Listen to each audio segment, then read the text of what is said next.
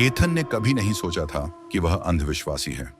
वह एप्लाचियन तलहटी में बसे हॉलो क्रीक के छोटे नींद वाले शहर में बड़ा हुआ था। उस तरह की जगह जहां हर कोई दूसरे के काम को जानता था और शहर का इतिहास एक पुरानी घिसी पिटी रजाई की तरह पारित हो गया था। मिथकों, अफवाहों और सच्चाई के स्पर्श के साथ सिल दिया गया था। लेकिन एथन युवा और बेचैन था। वह भूतों की कहानियों, शापों या खोखले में विश्वास नहीं करता था। लेकिन गर्मियों के अंत तक एथन को अपने अविश्वास की कीमत पता चल जाएगी। इसकी शुरुआत उसके सबसे अच्छे दोस्त एलेक्स के साथ देर रात हुई बातचीत से हुई। वे एथन के घर के बरामदे पर बैठे बियर पी रहे थे, जैसा कि वे पहले भी अनगिनत बार कर चुके थे। रात की गर्म हवा में सिसकियां गुनगुना रही थीं और ऊपर तारे आलस से झपक रहे थे। हॉलो क्रीक शांत था, लगभग घबराहट के साथ, कभी कभार कोयोट की चीख या पत्तों की सरसराहट को छोड़कर। एलेक्स शहर की सीमाओं से परे जंगल के एक पुराने भूले हुए हिस्से के बारे में बात कर रहा था। क्या आपने कभी हॉलो के बारे में सुना है? एलेक्स ने पोर्च से एक कंकड़ उछालते हुए लापरवाही से पूछा। एथन ने भौहें उठाईं। क्या? खोखले क्रीक की तरह? हाँ, हर कोई इसके बारे में जानता है। यहीं से शहर का नाम मिलता है ना? नहीं, वह खोखला नहीं है। मेरा मतलब खोखला है जिसके बारे में आप बात नहीं करते। एथन हंसा। आप अपनी दादी के साथ बहुत ज्यादा घूम रहे हैं। एड हॉलो के बारे में यह क्या है? ऐसा लगता है जैसे यह उसकी भूतिया कहानियों में से एक है। लेकिन एलेक्स हंस नहीं रहा था। उसका चेहरा पीला पड़ गया था और उसकी आंखें घबराहट से घूम रही थीं।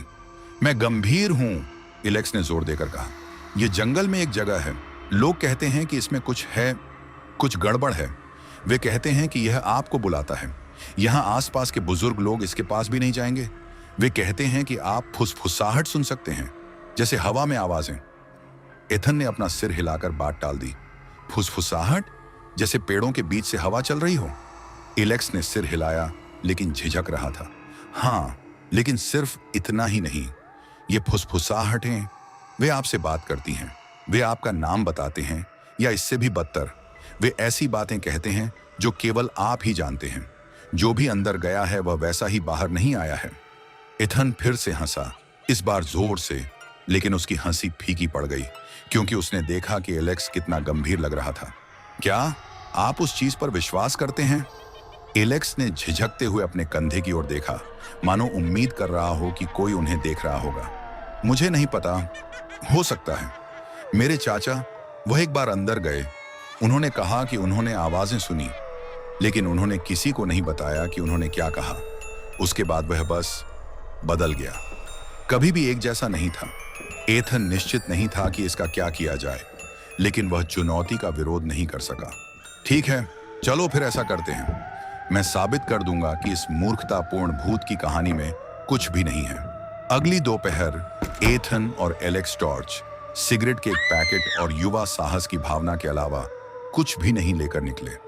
वे एक पुराने अतिवृष्टि वाले रास्ते का अनुसरण करते हुए, जो जंगल की गहराई में मुड़ता था, शहर के किनारे स्थित जंगल में दाखिल हुए। नम धरती और सड़ती पत्तियों की गंध से हवा भारी और घनी हो गई। पेड़ उनके ऊपर अंधेरे प्रहरी की तरह उगे हुए थे, जो सूरज की रोशनी को रोक रहे थे। छाया में ठंड अधिक थी और सन्नाटा परेशान करने वाला था। एलेक्स ने उसे बताया था कि हॉलो तक पहुंचने में लगभग 1 घंटा लगेगा, लेकिन घने झाड़ियों और उलझी जड़ों के बीच 2 घंटे तक चलने के बाद एथन को बेचैनी महसूस होने लगी। जंगल में एक अजीब सी शांति थी, मानो वे अपनी सांसें रोक रहे हों। हवा रुक गई थी और पक्षी चुप थे। यहां तक कि कीड़े मकोड़े भी गायब हो गए प्रतीत होते थे। आपको यकीन है कि हम सही रास्ते पर जा रहे हैं? एथन ने चारों ओर नजर डालते हुए पूछा। एलेक्स ने उत्तर नहीं दिया। उसकी आंखें पेड़ों पर नजर डाल रही थीं। उसका चेहरा पीला पड़ गया था, जैसे वह कोई ऐसी चीज खोज रहा हो जिसे वह खोजना नहीं चाहता था। हाँ, एलेक्स बुदबुदाया, लेकिन उसकी आवाज में कोई दृढ़ विश्वास नहीं था। 1 और घंटा बीत गया और बेचैनी की भावना बढ़ गई। पेड़ अब पतले हो रहे थे और एथन को आगे एक हल्की सी साफ जगह नजर आ रही थी। उसके कदमों की आवाज, जो कभी जंगल की जमीन पर तेज और स्थिर थी, अब धीमी लग रही थी, मानो धरती ही उन्हें निगल रही हो। एथन पीछे हट गया, लेकिन उस आकृति ने अपनी निगाहें उसकी ओर घुमा दी। उसका दिल उसके सीने में जम गया और फिर फुसफुसाहट स्पष्ट हो गई। आप अगले हैं, एथन। वह भागा।